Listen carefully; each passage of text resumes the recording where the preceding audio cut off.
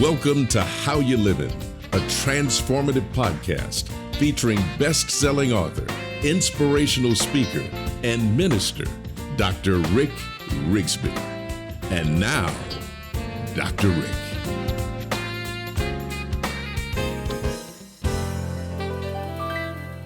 Hello, friends. Thanks so much for joining us today.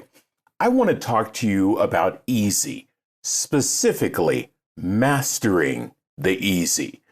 Former Pittsburgh Steelers head football coach Chuck Noll said on one occasion, "Champions are champions, not because they do extraordinary things, but because they do ordinary things better than anybody else."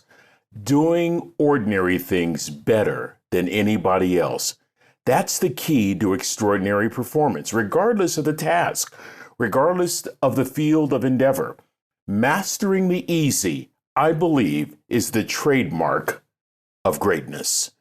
I talk a lot about executing basics, another way of saying mastering the easy.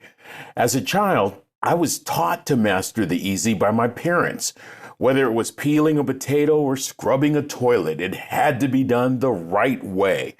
My dad was a cook for a maritime academy in Northern California. Sometimes he would have responsibilities that would result in him working on the weekends, and we loved this as kids. It meant we could beg him to take us to work with him on a Saturday.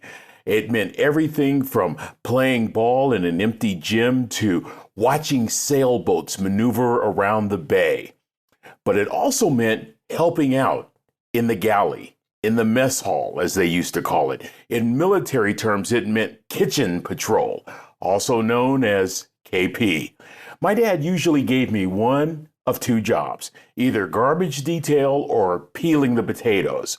I would often choose the latter if I had a choice. But in both cases, he would show me what he expected. He showed me only one time, and in showing me, he set the expectation. He did not tolerate anything less than excellence. He showed me one time. He set the expectation. His command was simple. "Ricky, if you're going to do a job, do it right." When I would peel potatoes, friends, let me tell you, I knew not to return a potato to my father with one speck of skin on it. I'm talking about mastering the easy.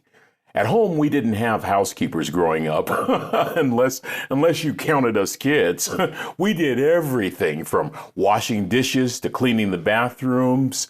We hated scrubbing the toilets. It meant arduous, tedious attention to detail. We didn't mind so much the outside chores, doing yard work, painting, fence repairs, washing the cars. I have to pause for a moment. I'm thinking right now in my mind about that Clint Eastwood movie, Gran Torino, whose character fills the emptiness in his life with beer and home repairs while developing an unlikely friendship with his neighbors. Here's my favorite scene.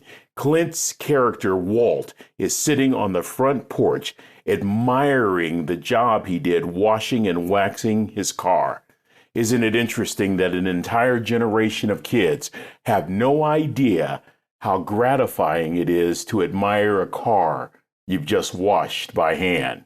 Whatever we did at home, it had to be done the right way. It had to be done correctly. I can hear in my mind with a piercing familiarity right now, "Ricky, if you're going to do a job, do it right."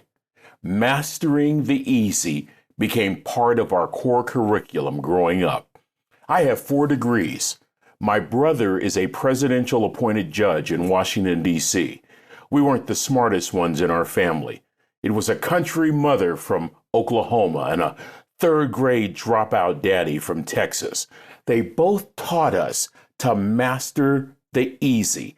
They said it this way: execute the basics better than anybody else, and you'll grow your capacity for that which you want. Mastering the easy. I think about a basketball coach, a former basketball coach at UCLA by the name of John Wooden, the Wizard of Westwood. The very first thing he taught his incoming freshmen was the proper way to put on their socks. Because if you don't know the proper way to put on your socks, Your feet will develop blisters, and you will be of no use to the team. How about tennis great Arthur Ashe, who said, start where you are, use what you have, do what you can. How about another tennis great, Bjorn Borg? Bjorn Borg mastered the basics in such a way, mastered the easy in such a way that he posed a tremendous threat to any of his opponents. I have a friend who was a professional tennis player back in the 70s. He said that Bjorn Borg was his stiffest competition. When I asked why, my friend said Borg had the basics so down, he wore his opponents out. Here's a basic. Here's mastering the easy. How about mastering making a bowl of soup? When my father found out that I was going to a new restaurant, he would always encourage me to order a bowl of soup. When I would ask why, he would say, son, if the soup is not good, don't invest in the restaurant. To this day, I work on mastering the easy. As a minister, as a public speaker, I'm always working on my craft every day. I'll give you an example from my early years as a television reporter. I would spend countless hours chasing down news stories in my news car. To improve my articulation skills, I spent years reading billboards out loud. Now, I was by myself in the news car, so there was no audience, but I wanted to improve my articulation. So when I would see a billboard, I would sound it out loud. For example, oh, what a feeling. Drive a Toyota. Mastering the easy. I'd listen to San Francisco Giants baseball games when I'd drive around my news cruiser. I would rehearse my own broadcast. Swung on a deep drive to center field. Mays on the run makes the catch. What a spectacular play. I would even include commercials. Say, friends, your mouth is parched as a bleacher seat? Then turn up a can of Budweiser. Budweiser, the king of beers. You see, friends, if you really want to be great at anything, you have to first master the easy. I learned that from a country mother from Oklahoma and a third grade dropout daddy. Recently, I was involved in a rather intense discussion with a dear friend who asked me to coach him up for a job he's applying for. He wanted my honest opinion regarding how he can improve. My initial assessment was for him to develop greater breadth and depth, specifically developing a memory and a deeper memory bank. I offered a few simple exercises. Here's an exercise that I do daily to continue to develop my memory. I think of an event that occurred years ago, and what I choose to do is this. I will work to remember every single detail that surrounds that particular event. And so I shared this with my friend.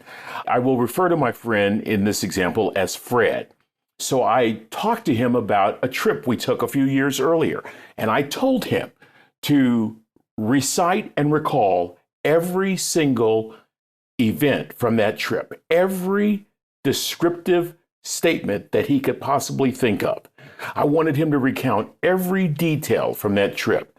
The greater the detail, I told Fred, the higher his score would be, with 100 being max. Fred scored about a 50, which is probably average. But when I pressed Fred, he got irritated and said, why do I need to remember the obvious?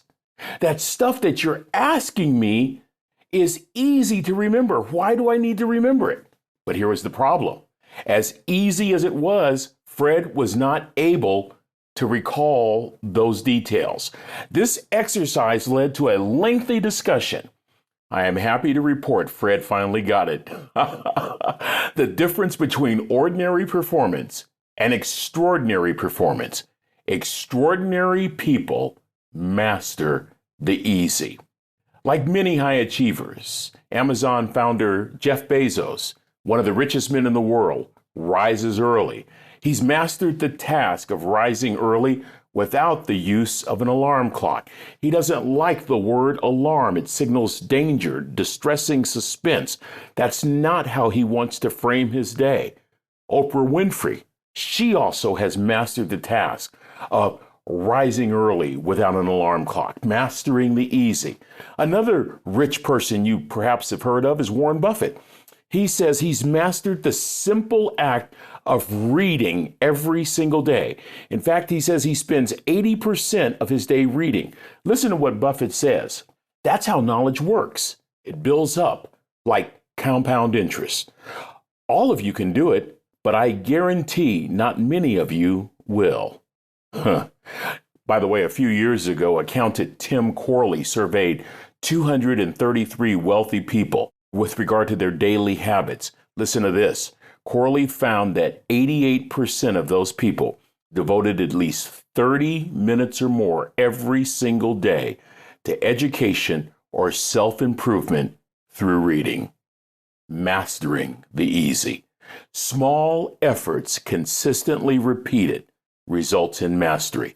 It's really not complicated. LinkedIn CEO Jeff Weiner likes to carve out time to think. He says that is the foundation for all of his day, just mastering a small time every day to think. You see, it really doesn't matter what you do. The principle remains the same. If you can master the easy, you're on the road to extraordinary performance. It doesn't matter what the endeavor is. NFL Hall of Fame quarterback Kurt Warner threw unlimited footballs through a tire. I mentioned tennis great Bjorn Borg. He hit countless balls against his family's garage door. Boxer Mike Tyson, despite all his antics, gosh, he was a ferocious boxer. And that greatness as a boxer resulted from mastering film study. He would watch countless hours of boxers over and over and over in the attic of a former trainer's house where he lived as a young man. How about Britain's Prime Minister Winston Churchill? He mastered three easy philosophies. Number one, he never wavered.